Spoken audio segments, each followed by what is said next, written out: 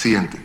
Según la Asociación Americana de Psicología, fuente científica, neutral, vigente de los Estados Unidos, se explica que la orientación sexual es una atracción. Por mucho tiempo se pensaba que la orientación sexual, o sea, la homosexualidad, era una condición del ser humano, equivalente al sexo hombre o mujer, o a la raza o el color de piel. Y en función a esta premisa se hicieron muchas presunciones, que así como se luchó por la libertad de la gente de color negro y después por la mujer, ahora pues toca la emancipación de los homosexuales. Pero esto no es más que una falacia, porque pertenecen a dos categorías distintas. La raza y el sexo son condiciones inherentes del ser humano que uno no elige, nace hombre o mujer, o de un color de piel u otro. Es más, corrijo, ni siquiera se nace hombre o mujer. Desde antes que uno nazca, es hombre o mujer. Esto no es una cuestión religiosa, esto no es una opinión, esto es la realidad científica. En el momento de la concepción se forma un ADN único con todas las características que el ser humano va a tener durante toda su vida y que permanecen aún muerto. Por ejemplo, en el Perú se encontró hace poco los huesos, los restos de la señora de Caral, la ciudad más antigua de Lima. Y se descubrió que era una mujer. ¿Cómo? Mediante la antropología forense. Porque existen huesos masculinos y huesos femeninos. Cromosomas masculinos, cromosomas femeninos. Composición cerebral masculina, composición cerebral femenina. Genitales, ADN, la epigenética. Cada aspecto del ser humano evidencia, corrobora objetivamente lo que uno es. Entonces, desde antes que nazcas y después de muerto, uno tiene un sexo que es inmutable. Pero la orientación sexual, según lo define la psicología, es solamente una atracción, es un gusto. Y este gusto puede ser romántico, sexual o afectivo duradero hacia otros, pero finalmente es un gusto. Uno podría decir entonces, así como hay orientaciones sexuales, también existen orientaciones gastronómicas y orientaciones deportivas, que son gustos. Y si a alguien no le gusta el cuy, no es cuifóbico. Si a alguien no le gusta a los hombres, no es homofóbico. Y si a alguien no le gusta la Alianza Lima, no es alianzafóbico. Porque las atracciones, los gustos, los sentimientos no pueden ser ni protegidos, ni promovidos por la ley, ni regulados. ¿Por qué? Porque pertenecen al ámbito íntimo y privado del ser humano. Uno elige, decide vivir como le plazca, para bien o para mal. Es decisión autónoma de todo individuo. Pero hoy en día lo quieren equiparar a una característica inherente equivalente al sexo o la raza. Y de ahí derivan las confusiones posteriores. Hay personas que están convencidas que la lucha por los llamados derechos LGTBI es la marcha inevitable del progreso humano, en lo científico. Pero esto parte de una premisa falsa. Por eso el gran filósofo griego, Sófocles, decía: la verdad puede más que la razón. Porque una vez que uno descubre la verdad y corrobora, lo estudia, no es una opinión, no es una creencia, cualquiera puede corroborar, que la orientación sexual es únicamente un gusto, entonces la premisa que había construido esa conclusión, que era equivalente al sexo o la raza, se desmorona por sí mismo. La verdad puede más que la razón. ¿Y qué es entonces la identidad de género? Tercer término. Orientación sexual, un gusto. Sexo es lo que uno es. Ni se nace, ni se muere, uno trasciende. Es inmodificable el sexo. El hombre se puede mutilar un órgano saludable del cuerpo, pero basta con un cabello, una gota de sangre, ADN, hombre. El sexo es incambiable, no se modifica, imposible. Uno se puede mutilar, pero no modificar su sexo. Entonces, la legislación y las políticas públicas, el derecho nacional e internacional, tienen que emitir votos de conciencia. ¿Por qué se habla de conciencia? Porque es con ciencia, con conocimiento, lo que está verificado por la misma ciencia. No tiene nada que ver con la creencia religiosa, no tiene nada que ver con la opinión. Es ciencia pura, dura, verificable a través de la anatomía, la genética, la epigenética. Es lo que somos, es la antropología, el estudio del ser humano. Pero hoy en día se quiere abolir al ser humano racional, científico, y reemplazarlo por un ser teledirigido, un ser emotivo, un ser subjetivo. ¿Qué es entonces la identidad de género? Esta expresión. La identidad de género es esta noción falsa de que uno puede construir su propio sexo o su propia identidad. Y para hacerlo más coherente o más persuasivo, colocan al sexo un adjetivo: el sexo biológico y el sexo psicológico. Pero no hay sexo biológico ni psicológico, el sexo es hombre o mujer. Porque que un hombre se sienta mujer, ¿lo convierte en mujer? ¿Y cómo sabemos que no? Si él dice, soy mujer, si él gana la batalla jurídica y política para que lo llame mujer, ¿es mujer? Si te mete a la cárcel, ¿es mujer? Si te mata, ¿es mujer? No es mujer. Porque son hechos objetivos, científicos, corroborables, que escapan la opinión subjetiva del ser humano. Pero esta teoría falsa dice que uno puede construir su identidad sexual en función a sus experiencias subjetivas. Y la psiquiatría clasifica esto hasta el día de hoy, según la DSM-5, que es la Asociación Americana de Psiquiatría del año 2015, y el CIE-10, que es la Clasificación Internacional de Enfermedades de la 10ª edición de la Organización Mundial de la Salud, como trastornos de identidad. Porque el problema no es físico, el problema es psicológico. Y se le clasifica como disforia de género. En el DSM-4 se le clasificaba como disforia de identidad de género. O sea, han retirado un término clínico y lo están promoviendo en política pública para que de ella emanen supuestos derechos. Siguiente.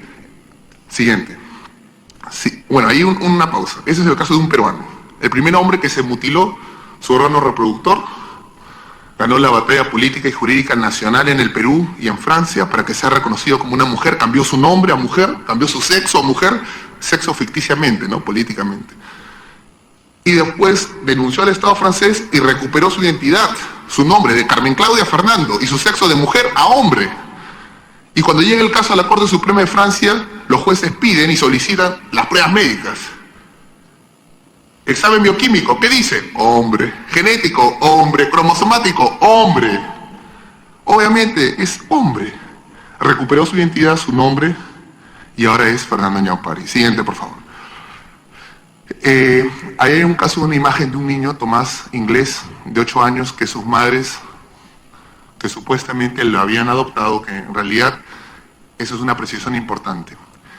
Puede sí, pero debe de haber adopción de parejas homosexuales, o dos hombres, o una pareja, o una persona soltera. ¿Existe el derecho a adoptar? Muy bien, no. ¿Y por qué no? Porque existe el derecho del niño a ser adoptado. ¿Y por qué? Porque existe el interés superior del niño a recuperar lo que perdió, un padre y una madre. El niño no es un producto, no es un saco de arroz para satisfacer un vacío emocional, sentimental o una meta ideológica. El ser humano no es un medio de realización de nadie, es el fin supremo del Estado. Pero en países donde han subdesarrollado en sus políticas, han ido en un regreso moral, permiten este caso, y este niño Tomás, siguiente, de 11 años, sus madres decidieron aplicarle hormonas, siguiente, y ya no llamarlo Tomás, sino Tammy, de 11 años. Tammy. Le inyectaron bloqueadores de hormonas para evitar que desarrolle su vello facial, cambio de voz, hombros. Y esa es una experimentación directamente con los seres humanos, al estilo nazi. Se está experimentando con los seres humanos, deconstruyéndolo primero, porque no respetan su identidad científica. No eres lo que eres lo que sientes. Es la voluntad del hombre por encima de la naturaleza. El lema de Hitler, que puso el ciclo de la vida, el símbolo budista, 45 grados al costado, para decir que la mera voluntad del hombre era capaz de modificar el ciclo natural de la vida. Es lo mismo. Siguiente.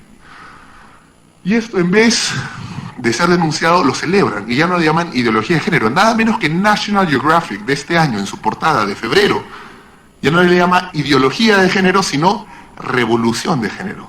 Y en la portada hay un niño, hombre de 9 años, vestido de mujer, que le dicen que es su derecho decidir qué ser.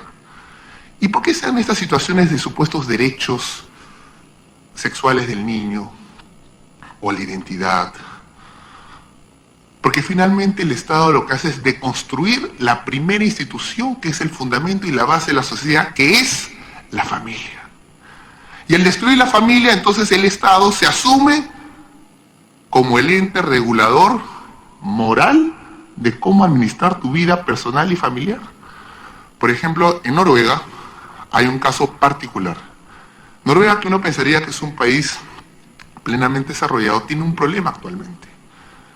Las familias, existe una institución del Estado que se dedica, el Estado, a evaluar cómo desarrollas la crianza de tus hijos. Y han investigado a más de 44.000 familias. Imagínense que suben a su puerta de su casa. Queremos saber cómo crían a su hijo. Ah, no, aquí hay mucha homofobia. No. ¿Y saben qué pasa? Secuestran a su hijo. Se lo lleva el Estado.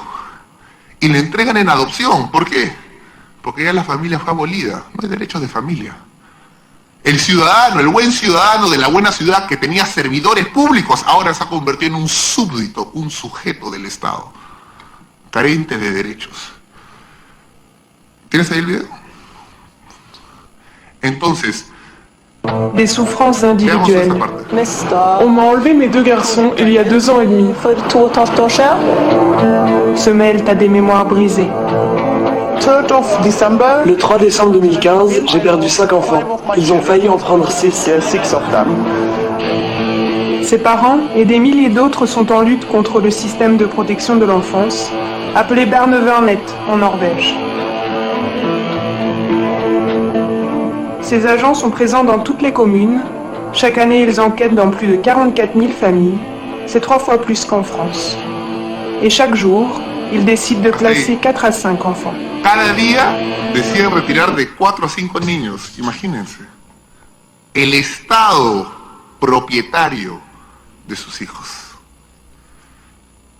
Cada año 44.000 familias. No es que una sola vez, cada año repiten. Y se llevan 4 o 5 hijos, lo dan en adopción. Pierden la patria potestad. ¿Y por qué se dio esto? Y ahora vamos a ir a terminar la parte de las diapositivas para explicarlo. Y saltémonos a la Declaración Universal de los Derechos Humanos, por favor. Porque ya el Estado dejó de reconocer una realidad que antecede el Estado, inclusive antecede la religión. ¿A qué me refiero? A la familia. Para ahora pretender definirlo, establecerlo. ¿El Estado puede definir lo que es la familia? ¿Nosotros podemos definir o establecer qué es familia? La familia es un elemento natural que pertenece a las ciencias naturales, a la reproducción humana, que antecede el Estado, antecede la Iglesia. El Estado no puede definir aquello que ya está establecido en la naturaleza. Un hombre y una mujer se juntan sin necesidad de ley ni religión. Es lo natural, sin intervención. Y como esa institución natural antecede el Estado y la religión, lo único que hacen los Estados es reconocer a la familia como un elemento natural, que es la base y el fundamento de la sociedad y que por ende tiene el derecho a la protección del Estado y la sociedad, tal cual lo reconoce la Declaración Universal de los Derechos Humanos, artículo 16.3. La familia es el elemento natural. Es. Siguiente. La Convención Americana de Derechos Humanos, el Pacto de San José, artículo 17, dice, la familia es el elemento natural. ¿Y qué dice el punto 2? Se establece, se define, se delega. ¿Cuál es el verbo? Se reconoce lo que es natural. La unión de un hombre y una mujer a contraer matrimonio viene de matriz, reproducción, para así establecer una familia. Siguiente, algunos dicen es cuestión de derechos civiles. Siguiente, por favor. ¿Y qué dice el Pacto Internacional de Derechos Civiles y Políticos? La familia es el elemento natural. ¿Se reconoce el derecho de 2 hombres? No. Se reconoce el derecho del hombre y la mujer a contraer matrimonio y así fundar una familia. Siguiente, por favor. Está en la Constitución, pero bueno, ahí déjalo porque con eso termino. Este año, el 19 de junio del 2017, en el Consejo de Derechos Humanos de la ONU en Ginebra, Suiza, se realizó un gran debate para emitir una resolución de protección a la familia en relación al cuidado de las personas de mayor edad. ¿Y en qué se dio el debate? De que la resolución era protección a la familia y otros países querían que fuera resolución de protección a las familias, en plural. El debate consistía en una S. ¿Cuál era el debate? Si existía o no existía familias. Familia tradicional, familia cultural, familia religiosa, familia cristiana, familia musulmana. O si solo existía un tipo de familia. El debate duró semanas, meses. Y finalmente, el 20 de junio, se emite la resolución del Consejo de Derechos Humanos de la ONU, no estableciendo, sino reconfirmando y consolidando aquello que es común denominador de la especie humana en todos los tiempos y en todos los espacios, que la familia es un elemento natural y que se corrobora y se verifica porque todos de la especie humana provenimos de un padre y una madre. No existe otra forma de venir a la tierra. Eso es lo vigente. Anulando entonces estos intentos, se impuso aquello que ya está establecido en la naturaleza. Se hizo nulo el Consejo de los Pueblos y aquellos principios eternos quedaron remarcados. Y ahora en el Perú nos toca a nosotros entonces dar la batalla para que el Perú siga desarrollándose dentro de un marco de reconocimiento de aquello verdadero, universal y eterno. Muchas gracias.